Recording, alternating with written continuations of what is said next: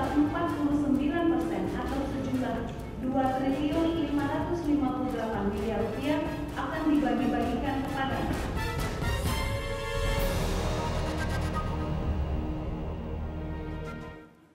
Hari ini KPK memanggil mantan Direktur PT Murakabi Sejahtera Irvanto Hendra Pambudi yang juga merupakan keponakan dari Setia Novanto. KPK menduga seluruh konsorsium yang mengikuti lelang telah direncanakan terlebih dahulu dalam sebuah pertemuan di Ruko Fatmawati. Irvanto yang tiba di gedung KPK sejak pukul 10 pagi diperiksa sebagai saksi atas tersangka Andi Agustinus alias Andi Narogong. Dalam pemeriksaan kali ini, penyidik KPK akan menggali mengenai keterkaitan PT Murakabi Sejahtera sebagai konsorsium yang mengikuti lelang proyek KTP elektronik. Terlebih Irvanto juga pernah mengikuti pertemuan di Ruko Fatmawati dengan tersangka Andi Narogong pada tahun 2010 yang lalu. Dalam surat dakwaan, jaksa KPK menyebut proses pelelangan IKTP diarahkan guna memenangkan konsorsium PNRI dengan membentuk konsorsium Astra Grafia dan konsorsium Murakabi Sejahtera sebagai peserta pendamping. Pembahasan dilakukan oleh tim Fatmawati bentukan dari Andi Narogong.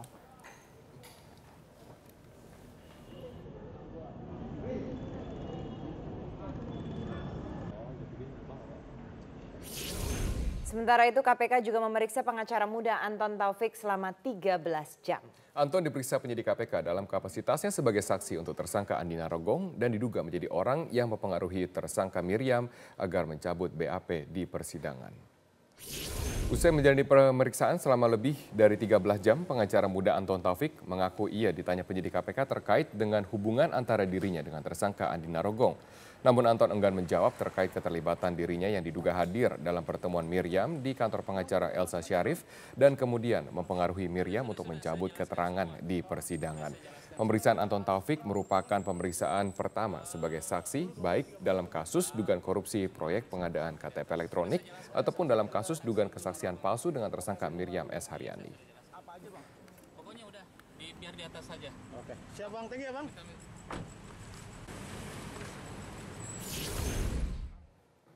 Sementara itu KPK telah menahan tersangka pemberian keterangan palsu Miriam S. Haryani akibat mencabut BAP dan mengaku ditekan oleh penyidik KPK. Dalam BAP yang dicabut, Miriam menyebut adanya aliran dana dari proyek IKTP ke anggota DPR.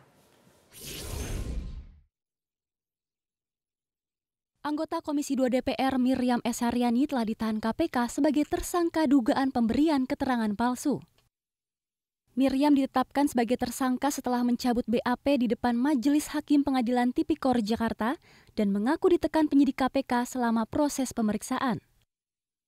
Miriam diperiksa KPK sebanyak 4 kali sebagai saksi atas terdakwa Sugiharto, yakni pada 1 Desember, 7 Desember, dan 14 Desember 2016, serta pada tanggal 24 Januari 2017 lalu.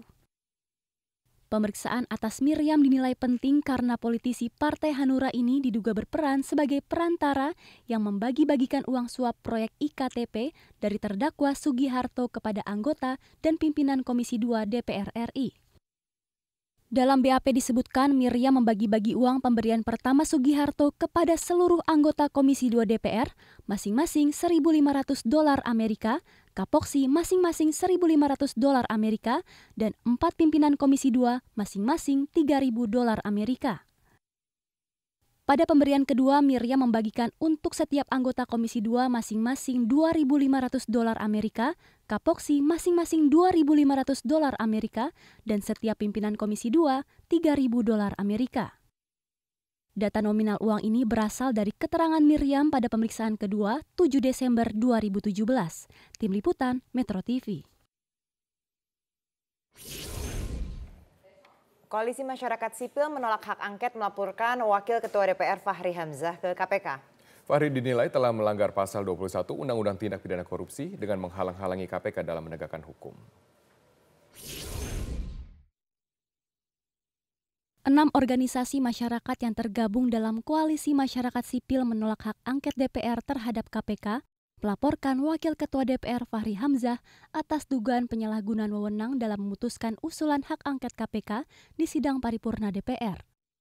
Tindakan Fahri dinilai melanggar pasal 21 Undang-Undang Tindak Pidana Korupsi, yakni upaya menghalang-halangi KPK menegakkan hukum.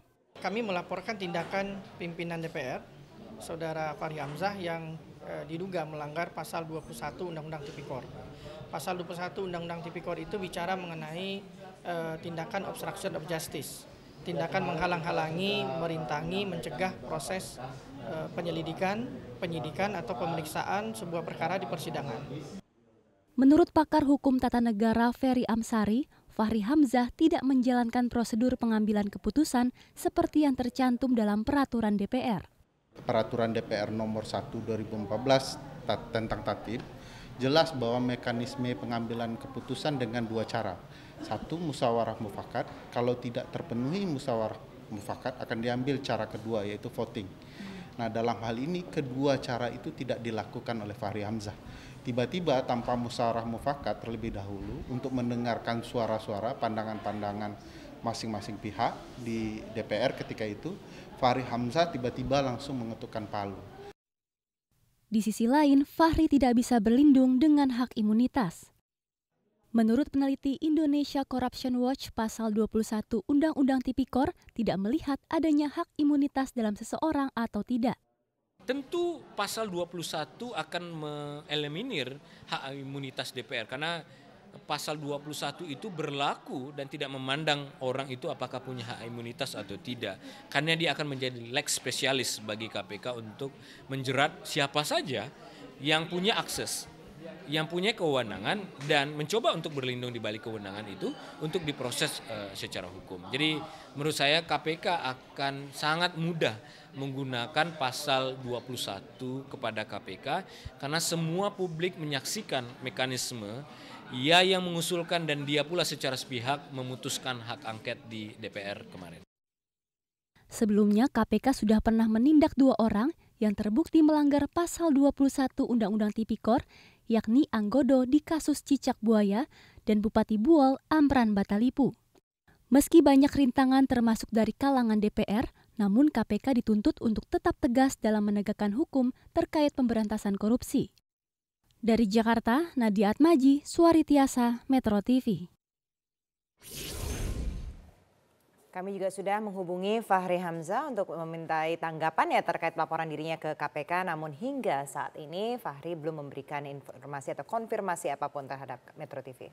Tetaplah bersama kami akan segera kembali dengan informasi Wakil Presiden meminta pers untuk menjunjung keadilan dan kedamaian.